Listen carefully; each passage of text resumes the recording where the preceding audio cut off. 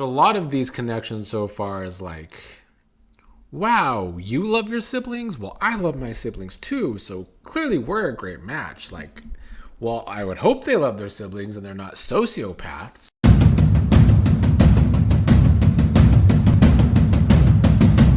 Season 8 of Love is Blind has begun.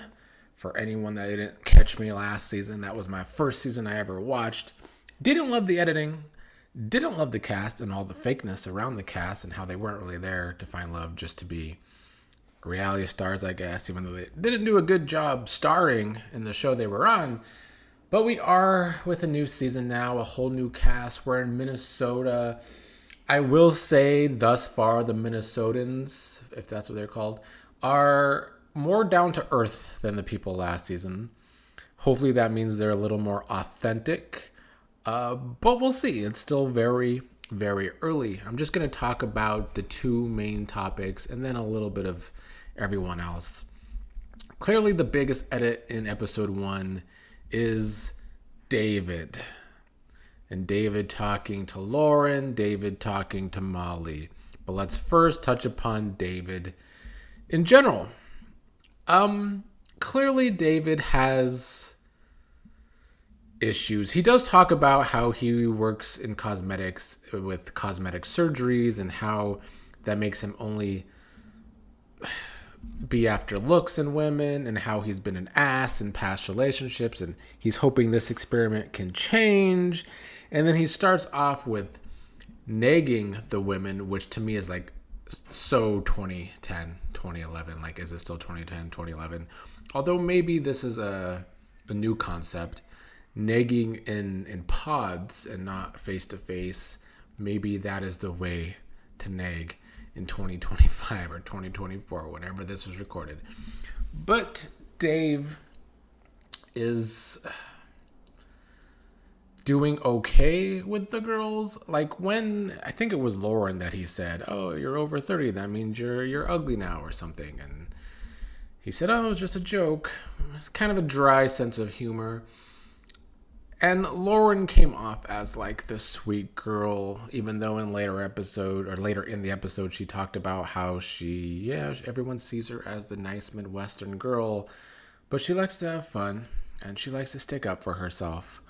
We'll see if that is the case going forward with Dave, who does come off as an ass, like he said he has been in past relationships. And then the other girl is Molly, who at 29 has never had a serious boyfriend. She talked about how maybe it's because of her personality. Her personality doesn't seem that grating to me. It could just be because she never really tried to have a serious relationship. That's what I'm assuming happened in Molly's life, to never have a serious relationship pushing 30. But that's the way some people like to live their lives. But maybe it is her personality. And if so, then her and old Dave are going to be a mess because both of their personalities are going to clash at some point.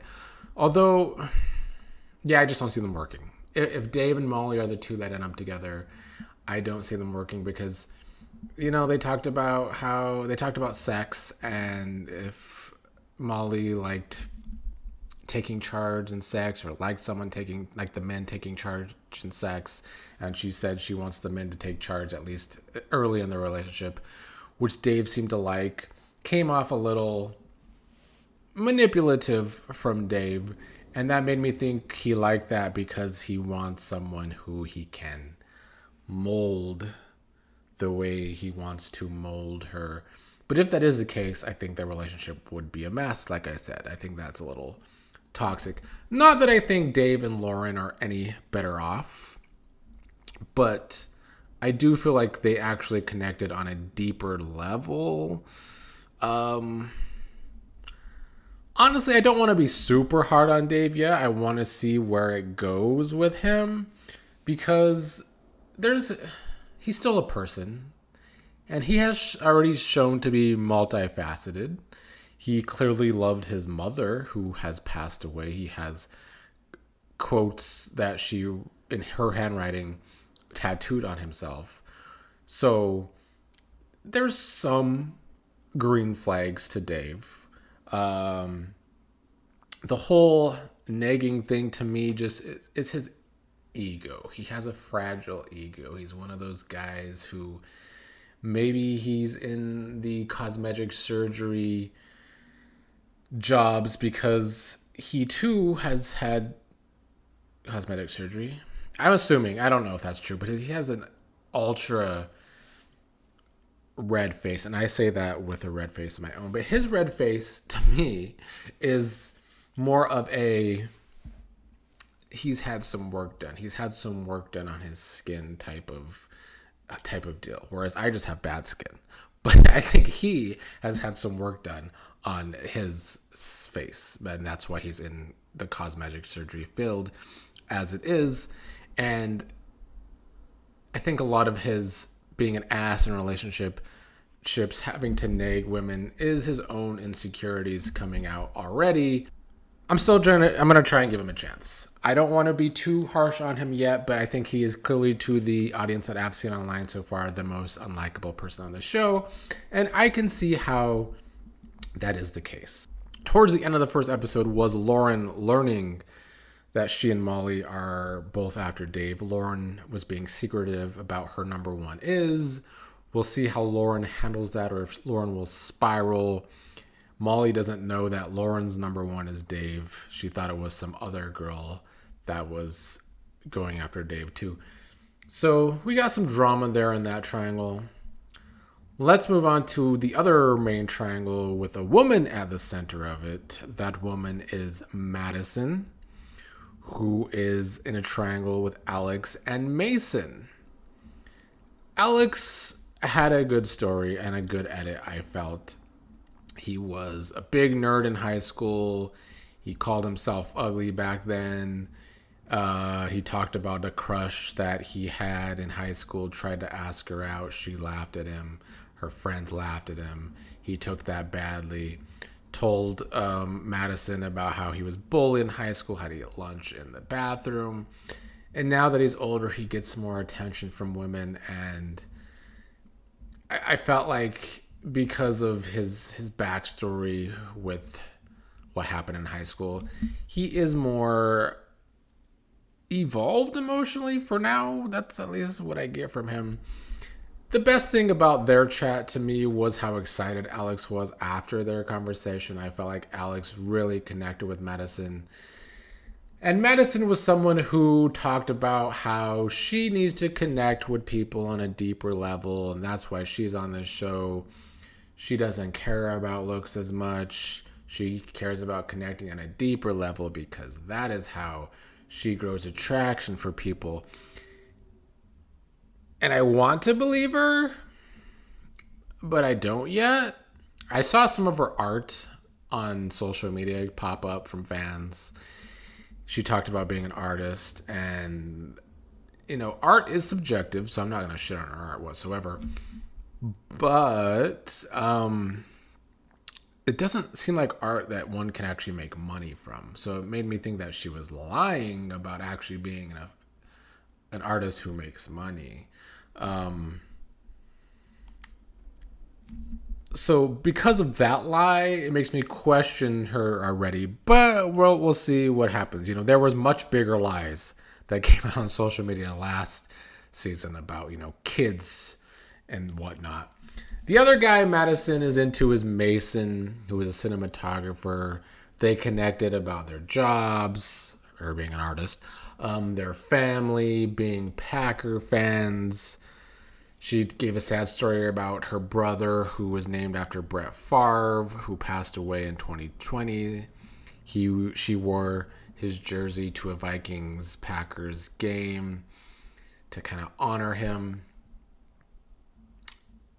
It was sweet. Mason is boring, though.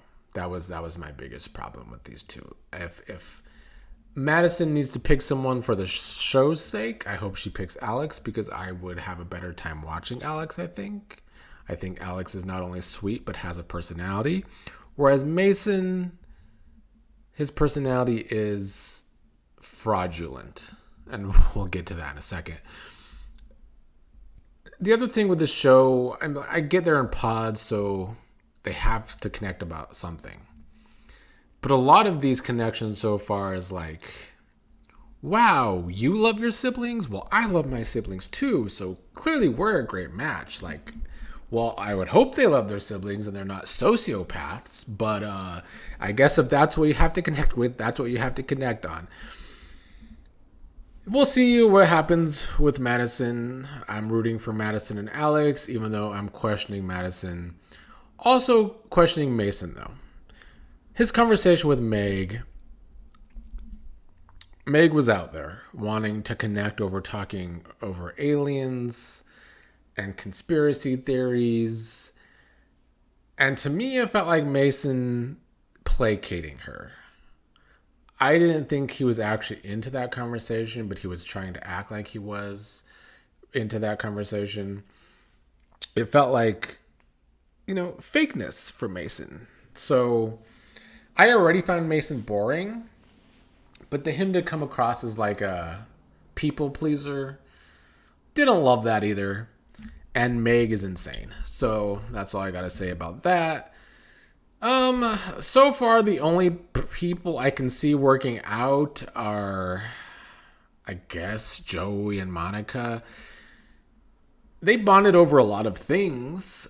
The first thing they bonded over was hating on country music and look, and I think that's why I like them, because any couple that can bond over hating country music is something I enjoy to see, because country music does suck. So for those two to bond over hating on country music was funny to me.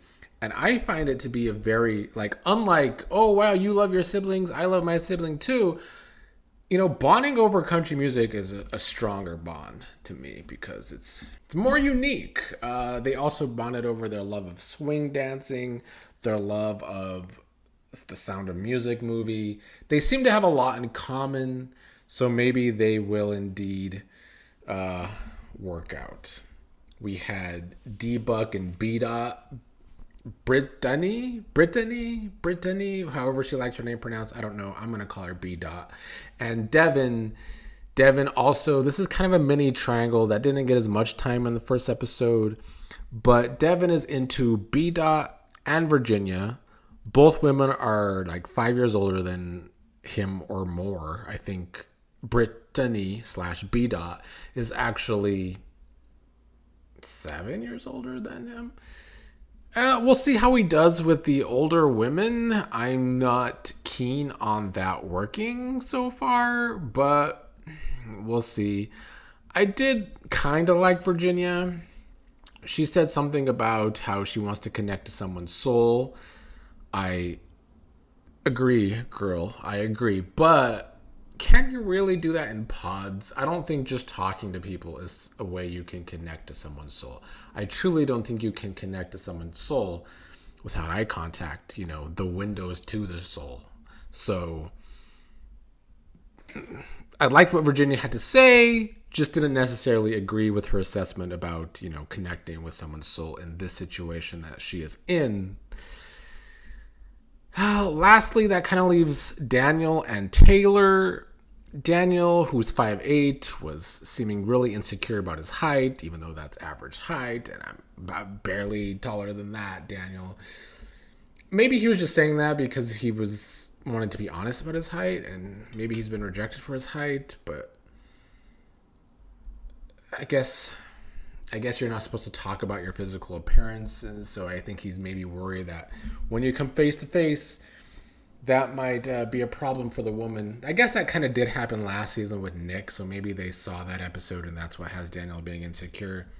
But like 5'8" isn't short, so he needs to get some confidence there.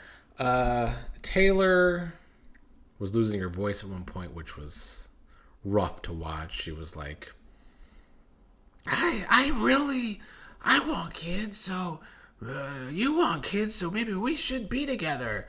Yeah, it was tough listening to her rough voice, but Daniel seemed to power through it and still seemed to be into her. They bonded over, wanting kids and a family. I didn't really like their interactions. They kind of bored me.